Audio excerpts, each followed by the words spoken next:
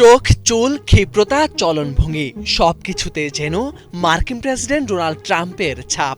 বাংলাদেশের নারায়ণগঞ্জের একটি খামারে বিশাল আকৃতির গোলাপি রঙের এই মহিষটি এখন সামাজিক যোগাযোগ মাধ্যম থেকে আন্তর্জাতিক সংবাদ মাধ্যম সর্বত্রই আলোচনার কেন্দ্রে।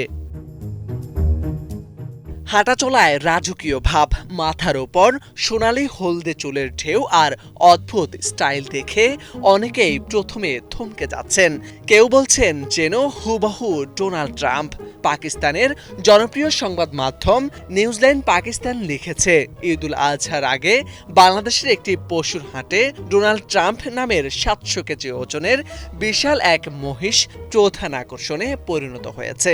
ভারতের জি নিউজ ইংলিশ পোস্ট লিখেছে, নারায়ণগঞ্জে ডোনাল্ড ট্রাম্প নামের একটি বিশাল মহিষ অস্বাভাবিক নামের এবং আকার ও অন্যান্য স্টাইল কেশ সজ্জার জন্য ভাইরাল হয়েছে।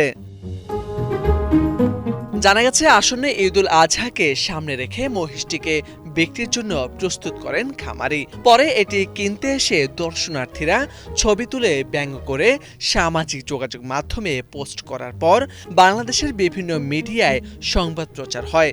এরপর দেশের গণ্ডি পেরিয়ে ভারত, পাকিস্তান, তুরস্ক সহ বিশ্বের বিভিন্ন মিডিয়াতে উঠে আসে মহিষটির সংবাদ।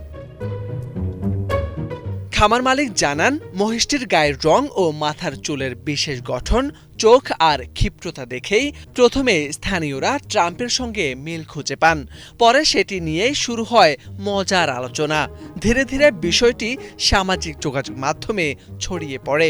এরপর আন্তর্জাতিক বিভিন্ন সংবাদ মাধ্যমেও এ নিয়ে প্রতিবেদন প্রকাশ করা হয়।